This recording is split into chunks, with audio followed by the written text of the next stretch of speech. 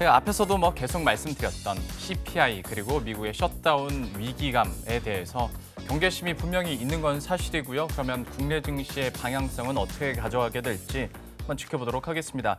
일단 물가에 대한 안정세 어느 정도 우리가 체감은 하긴 합니다만은 CPI에서 방점을 찍어줘야 되는데 여기서도 전문가들 사이에서는 약간 좀 엇갈리는 의견들도 나오고 있단 말이죠. 그러면 이제 연준의 스탠스도 좀 어떻게 될까? 최근에 다시 한번 매파적인 의견들도 좀 나오다 보니까 여기에 대한 걱정들이 뒤따를 수밖에 없는 상황이긴 한데 바로 팀장님과 이사님의 의견들을 한번 들어보도록 하겠습니다. 저희가 준비한 자료도 함께 볼까요? 공매도 금지 전후의 코스피 추이도 준비가 돼 있길래 한번 확인을 해보도록 하겠습니다. 사실 너무나도 잘 아시는 것처럼 저희가 폭등을 했던 이후에 일주일 동안 쭉 흘러내리다가 이제 이사님께서 말씀하셨던 뭔가 이제 트리거 혹은 상승 재료가 될 수 있을 만한 뉴스들이 오늘 나오다 보니까 소폭 오르면서 이제 2,400선 회복을 했고 여기서 과연 쭉쭉 올라주느냐의 기로에 서 있는데 다음 장 보시면 외국인들이 이 공매도 금지 이후에 어떤 종목을 많이 샀느냐. 삼성전자, 하이브, SK하이닉스 그러니까 역시 이제 반도체를 주로 사는 모습이었고 순매도는 2차 전지 쪽으로 많이 집중이 돼 있습니다. 그런데 오늘 장에서 쇼커버가 나왔고 외국인들이 지난 일주일 동안 펼쳤던 수급 플레이를 계속 이어갈까 아니면 좀 달라질까에 대한 기대감 그리고 걱정, 불안, 우려 또 어느 정도 있어 보입니다. 과연 이 두 분들은 지금의 시장에 대해서 어떻게 보고 있을지, 과연 반등 흐름이 이어질 수 있을지 아니면 지난 한 주 동안의 흐름과 비슷하거나 아니면 더 하락할지 두 분의 의견 OX로 받아보도록 하겠습니다. 두 분 준비되셨죠? 자, 하나, 둘, 셋 하면 올려주시기 바랍니다. 하나, 둘, 셋. 두 분 의견은 일단은 갈립니다. 국내 증시 반등에 대해서 팀장님께서는 약간은 보수적으로 보셨고 이사님께서는 그래도 간다라고 얘기를 해주셨는데 매부터 맞고 시작을 하죠. 네. 왜 X를 넣으셨어요? 아직까지는 저는 추세적인 반등은 좀 쉽지 않을 것 같아요. 네, 적어도 이제 연말까지는 이 분위기가 좀 지지부진한 이 분위기가 좀 이어질 것으로 생각이 되고 일단 저는 증시가 올라가려면 좀 유동성이 좀 활발해야 된다는 생각인데요. 아니면 외국인들이 이제 지속적으로 좀 사주거나 지금 그림에서 제가 이제 그려온 것처럼 한번 보시면 고객 예탁금이 이제 검은색 그래프입니다. 고객 예탁금이 지난주에도 제가 말씀을 좀 드렸던 것 같은데 최근에 계속 빠져나가고 있는 그런 구간이거든요. 그래서 2021년도부터 해서 이렇게 빠져나가는 구간에서 지수가 노란색입니다. 같이 이렇게 내려오는 그러한 그림이었다라는 것을 감안하면 고객 예탁금이 이게 턴을 하지 않는다면 적어도 대형주라든지 이런 활발하게 종목들이 움직이기에는 좀 쉽지 않은 그러한 환경이다라는 것이 제 생각이고 다만 미국 증시가 지금 생각보다 우리나라보다 훨씬 강하게 버텨주고 있습니다. 그래서 네. 미국의 3대 지수가 좀 버텨준다라면 우리나라 지수가 움직일 수 없다라면 중소형주 장세, 중소형주 개별주 장세에는 좀 이어질 수 있지 않을까. 그 정도 한번 생각해 볼 수 있을 것 같고 또 하나는 오늘 겨우 반등을 한번 줬는데요. 지난번 이 공매도 때문에 이렇게 올라간 거 밑으로 내려왔다가 지금 반등을 줬는데 저는 반등의 에너지가 그렇게 세지 않다라고 생각이 되거든요. 일단 조금 전에 우리 코스피의 거래대금을 이사님께서 이야기를 해주셨는데 저는 이제 코스닥 쪽의 거래대금을 한번 가져가 봤는데요. 공매도 처음 시기 있을 때 거래대금이 하루에 11조 넘게 이렇게 있다가 최근에 이렇게 줄어들었는데 오늘도 반등이 나왔음에도 불구하고 거래대금 보면 6조 원이 안 되는 거래대금입니다. 최근에 보다 오히려 더 떨어지는 그런 부분이죠. 그래서 이 반등의 에너지가 그렇게 강하게 느껴지지 않았고요. 그다음에 이제 그나마 다행스러운 부분은 개인 투자분들이 주식을 열심히 좀 이렇게 사시면 사실 주식 시장이 잘 안 되죠. 네, 안타깝지만. 네. 근데 오늘 보시면 2,700억이나 오래간만에 개인 투자분들이 주식을 좀 파셨습니다. 코스닥에서. 최근에 이렇게 사시다가 그래서 그 다음 그림을 한번 보면 이게 그나마 저는 긍정적이지 않은가 싶은데 오른쪽 하단부 여기 그려온 거를 한번 보시면 빨간색이 개인 투자가들의 매매 동향이고요. 개인 투자분들. 그다음에 검은색이 지수의 흐름인데 그 반대로 흐르는 것을 볼 수 있습니다. 개인 투자분들이 팔면 지수가 오르고 개인 투자분들이 살 때는 지수가 약합니다. 근데 이렇게 오늘 팔아줬기 때문에 지수는 좀 올랐는데 과연 이 흐름이 앞으로도 계속 전개가 될 수 있을지를 한번 봐야 되고요. 그나마 이사님 생각과 제가 동감하는 부분은 오늘 중요한 자리에서 고비를 넘긴 것 같아요. 이게 무슨 데이터냐면 최근 일주일 동안 외국 개인 투자분들이 많이 산 주식들을 제가 순서대로 정렬을 한 거고요. 최근 일주일 동안의 수익률을 제가 오른쪽으로 이게 뽑아온 건데 보시면 두 종목 제외하고 대부분 마이너스입니다. 네. 만약에 오늘 반등 주지 못하고 더 빠졌으면 최근에 개인 투자분들이 샀던 종목들은 반대 매매가 나올 수도 그렇죠. 있는 그런 네. 환경이었거든요. 그 구간에서 그나마 반등이 나왔다라는 정도 다행스러운 부분이지 않나라고 저는 말씀을 좀 드릴 수 있을 것 같네요. 자켓이 같아서 그런지 생각도 비슷합니다. 저도 그래요? 새로운 유입 자금의 좀 한계를 느끼다 보니까 이게 얼마나 탄력적으로 올라갈 수 있을까에 대한 의문들도 있었는데 여기에 대해서 짚어주셨고 반대로 그래도 반등을 하고 쭉 간다라고 편말을 들어주셨던 이사님의 생각도 한번 들어보도록 하겠습니다. 어떤 근거로 그리고 어떤 사인으로 시장의 긍정적인 상승을 예상하셨어요? 네, 두 분의 의견이 같다고 하시니까 좀 외롭네요. 네, 그러나 네. 네, 또 이제 말씀을 드려보면 일단 2차 전지 쪽도 긍정적인 것들이 좀 있어요. 네, HSBC에서 이런 얘기를 했죠. 내년에 전기차 보급률 늘어날 거다. 네. 그래서 삼성 SDI, LG 엔솔 50% 상승할 거다 이런 뉴스도 있었고요. 또 이제 정의선 이제 회장이 전기차 수요가 많어. 그래서 우리는 투자 안 줄일 거야. 이런 긍정적인 얘기가 뭐 어제 오늘 나왔어요. 그래서 이 부분 굉장히 또 중요한 부분이다라고 생각을 하고요. 그리고 반도체 업황은 너무나 좋은 거 많은 분들 아실 거고, 그리고 이제 뭐 기업들 위주로 좀 말씀을 드리면은 마이크로소프트가 52주 신고가 나고 있다는 거 굉장히 중요한 부분인 것 같습니다. 그거 하나. 그리고 테슬라 굉장히 중요한 자리에서 반등이 나왔다. 11월 30일 사이버 트럭 출시 예정, 또 이제 이벤트 뭐 영상도 공개하면서 이렇게 화살 쏘고 그거 할 텐데 그런 부분도 중요하고, 다음 주에 엔비디아 실적 발표가 있는데 21일에 있는데 분기 QOQ 성장률은 좀 줄어들 거라고 많은 분들 다 알고 계신데, 그럼에도 불구하고 주가가 또 중요한 것도 400%는 지키고 네. 또 일정 부분 또 올라와 있는 거.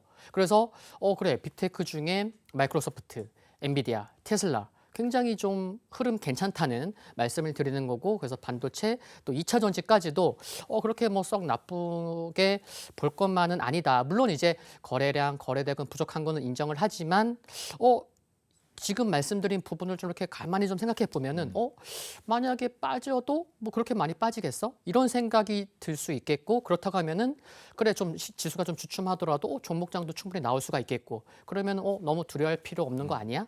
이런 생각까지도 해볼 수 있는 것 같습니다. 저도 개별 이슈에 대한 이런 긍정적인 모멘텀 네네. 네, 동의합니다. 외롭지 않습니다. 이제. 네, 너무 외로워하지 마시고. 네. 근데 잠깐 얘기하다가 우리 CPI 오늘 밤 공개되니까 그것도 잠깐 좀 언급을 하고 가죠. CPI에 대한 관점 포인트 두 분은 어디에 있다고 보시는지 팀장님께서 한마디 짧게만 좀 부탁드릴게요. 네, 일단 유가가 지금 78불대로 내려왔기 때문에 네. 뭐 에너지 가격이 최근에 주춤한 부분 때문에 우리가 걱정하는 뭐 부분 이상으로 CPI가 튀는 그런 그림은 좀 약하지 않을까 뭐 생각이 됩니다. 그래서 CPI 이번에 이벤트는 큰 뭐 부담 없이 지나갈 수 있지 않을까, 일단은 그렇게 생각을 하고 오늘 밤에 네. 한번 지켜볼 생각입니다. 네, 이사님은 어떠세요? 크게 시장에 뭐 영향을 줄 것 같지는 않은데, 일단 시장이 금리 이제 긴축 막바지라는 그런 기대감에 의해서 미국 같은 경우 V자 상승이 나왔기 때문에 뭐 특별한 이슈만 없다면 그냥 뭐 이렇게 너무 이렇게 뭐 크게 부각받고 있긴 한데 뭐 큰 영향은 없지 않을까. 뭐 하락하더라도 뭐 소폭 하락, 뭐 상승하더라도 뭐 소폭 상승. 일단 기술적으로는 또 이제 부담되는 자리이기 때문에 뭐 큰 영향은 없지 않을까 그렇게 생각하고 있습니다. 불확실성 해소 정도로 우리가 받아들였으면 시장도 받아들였으면 하는 바람이고, 가격 전략이나 종목 얘기하기 전에 공매도 잠깐 이것도 얘기를 해보도록 하겠습니다. 대통령의 입에서 또 나오니까 느낌이 다르긴 한데 우리가 지난 한 주 동안에 약간 질려버린 게 있어가지고 이거를 어떻게 판단해야 될까에 대한 궁금증도 있습니다. 오늘 뉴스와 관련해서 시장이 어떻게 반응할 거라고 생각하시는지 팀장님께서 먼저 한마디 부탁드릴게요. 네, 일단은 공매도 금지를 했지만 뭐 그리고 앞으로 무기한으로 이래 될 수 있다라고 했지만 우리가 일주일 동안 경험을 해봤기 때문에 네. 저는 그 임팩트는 뭐 그렇게 크지 않을 것으로 생각이 됩니다. 뭐 먼저 한번 경험을 해봤고, 그 다음에 공매도 대상인 업종들이 업황이 아주 빠르게 드라마틱하게 좋아지면 공매도 해놓으신 분들이 급하게 빨리 걷어들여야 되는 부분이 있을 수 있는데, 생각보다 그들 업황이 뭐 빨리 좋아지지 않는다라면 사실 천천히 이런 부분들 액션을 취할 수도 있거든요. 네. 그래서 저는 뭐 정부에서 그러한 이야기들을 한 부분들에 대해서는 좀 일시적으로 영향을 미칠 수 있는 그러한 부분 아닐까라고 생각을 하고 있습니다. 예, 이사님께서도 짧게 한마디 부탁드릴게요. 네, 공매도 금지 이제 지난주 월요일 날 이렇게 그와 같은 이제 대책이 나올 수 있었던 거는 일단 이제 정부에서도 그래 MSCI 선진국 그 지수에 편입되는 것보다는 그래 공매도 제도 개선이 그쪽에 좀 더 중요하겠구나 그런 생각을 갖고 있었기 때문에 이제 공매도 금지를 하겠구나 그런 생각은 해볼 수 있었어요. 근데 이와 같은 생각은 할 수 있었는데 이와 같은 얘기를 직접 대통령이 입 밖으로 진짜 가감 없이 네. 솔직히 얘기했다는 것 자체만으로도 저는 의미하는 바가 있지 않을까 그런 거죠. 만약에 이제 둘이 이제 뭐 커플 사귀고 있는데 이거 분명히 지금 분위기는 헤어지겠다는 분위기인데 직접 입 밖으로 꺼내는 거랑 안 꺼내는 거랑 좀 다른 거잖아요, 그렇죠? 아, 그럼요. 네, 꺼냈어요. 아, 그래서 뭔가 이제 좀 더 신경을 쓸 수밖에 없는. 그러면은 앞으로 공매도 금지 관련돼서는 뭔가 진짜 정말 더 신속히 제도가 좀 개선되지 않을까. 뭐 시장 조성자까지는 어떻게 될지 모르겠지만 뭔가 그와 관련된 얘기도 나오기 때문에 좀 기대해봐도 좋지 않을까. 네, 이런 생각을 가져봅니다. 네. 공매도 금지 관련해서 또 오늘 나왔던 뉴스에 대해서 두 분의 생각까지 한번 들어봤고요. 그러면 이렇게 변동성이 클 때 우리들은 어느 쪽으로 좀 관심을 갖고 투자 전략을 세워볼 수 있을지 종목 얘기도 한번 해보도록 하겠습니다.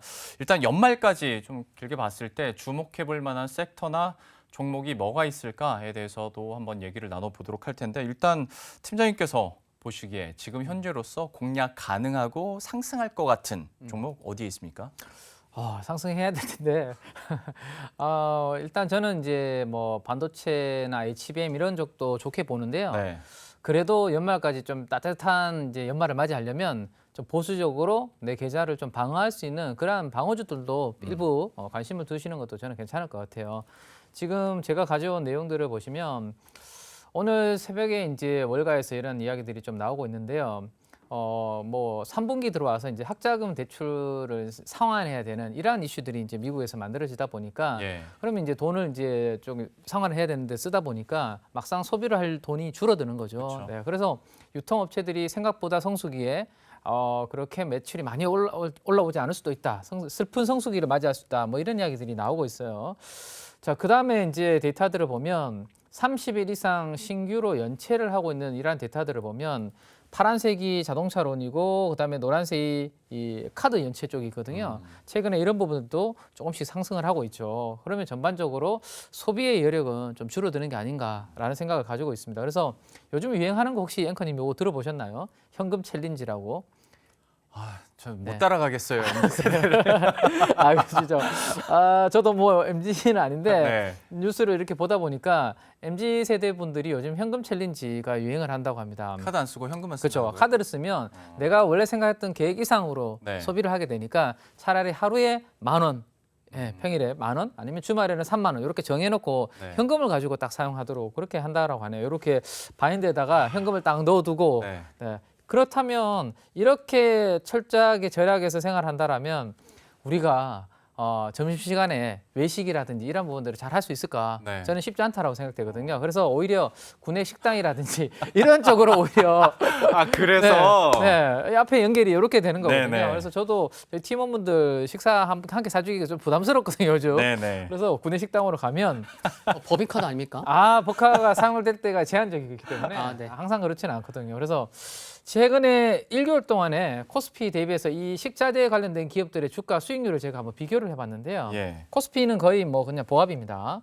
근데 현대그린푸드라든지 신세계푸드, CJ프레시웨이는 전반적으로 주가의 수익률이 나쁘지 않아요. 네.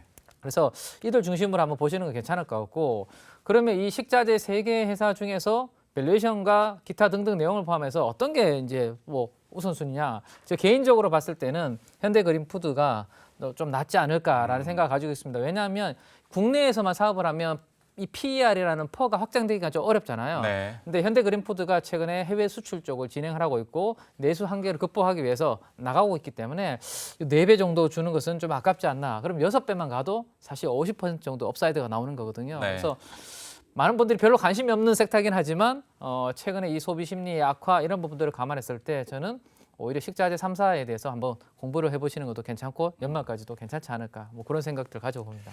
저는 이제 대본을 미리 받아서 종목 뭔지 알잖아요. 네네. 근데 처음에 미국 대학생 학자금 얘기까지 나왔길래 네. 어떻게 엮어가시려고 했나 했더니 스토리텔링이 그렇게 됩니다. 현대그린푸드 구내식당 이용이 늘지 않을까에 대한 포인트 짚어주셨는데 가격 전략은 혹시 어떻게 보십니까? 네, 저는 이 최근에 오늘 주가가 이제 조금 반등을 좀 준 것 같은데요. 실적이 좀 양호하게 나오면서 반등을 좀 줬는데 12,000원 이하 정도에서 한번 관심을 가져보시면 좀 좋을 것 같고요. 목표가는 13,500원에서 14,000원 정도 있는 뭐 그 정도 구간, 그리고 손절가는 11,000원을 이탈하면 추세가 단기적으로 좀 이탈되는 부분이 있으니까 그때는 리스크 관리를 좀 하시는 게 좋을 것 같습니다. 오늘 3% 후반대 상승폭을 기록했던 현대그린푸드 가격 전략 밑에 나가는 것처럼 매수가 12,000원 이하, 목표 주가 13,500원에 손절가 11,000원으로 대응하도록 하겠고요. 이어서 이사님께서 갖고 오신 종목은 어떤 걸까요? 네, 저는 이제 정부 정책이랑 이제 관련된 거를 갖고 왔는데 일단 종목부터 말씀을 드리면 덴티움. 네. 네, 덴탈 쪽을 좀 봐야 된다라는 말씀을 드렸는데 정책 얘기를 말씀드리니까 주식시장에 있어서는 정부 정책은 굉장히 중요합니다. 그래서 어제 이제 정부에서 내년 예산 40개 증액 사업을 발표를 했는데 내년 이제 임플란트 건강보험 지원해주는 개수가 이제 2개에서 4개로 늘었죠. 그래서 그 부분 그러면은 뭐 2개지만 그 배가 늘어난 거죠. 그래서 이 부분도 중요하겠다라고 이제 관점에서 이제 덴탈 쪽을 봐야 되겠다라고 생각을 했고 또 이제 덴티움 같은 경우는 최근에 많이 빠졌고 중요한 거는 지금 기관이 5일 연속 매수하고 있는데 여러 기관들이 함께 매수를 하고 있다는 거 중요하고요.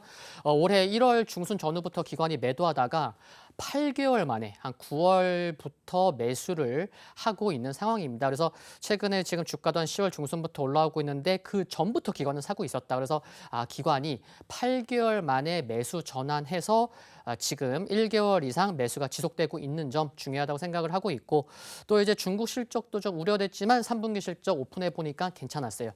전년 동기 대비해서 12% 상승했고 또 이제 뭐 베트남이나 또 튀르키예 또 이제 새로운 또 진출 여러 나라에 또 진출하려는 그런 모멘텀도 있다는 점을 감안한다고 하면은 좀 오늘 좀 종가 고가로 좀 끝났고 뭐 장기 이평선 돌파를 했지만 좀 주춤할 때 그러니까 12만 5천 원 아래에서 좀 분할 매수 그리고 1차 매도가는 15만 원, 손절가는 11만 원 정도 좀 보시면 되지 않을까 생각합니다. 이사님의 종목으로는 덴티움 얘기를 해주셨고요. 매수가 같은 경우에 12만 5천 원 이하에서 얘기를 해주셨고 목표 주가 15만 원에 손절가 11만 원으로 역시 기대감 갖고 한번 흐름들 지켜보도록 하겠습니다. 이로운 경제 채널 EBC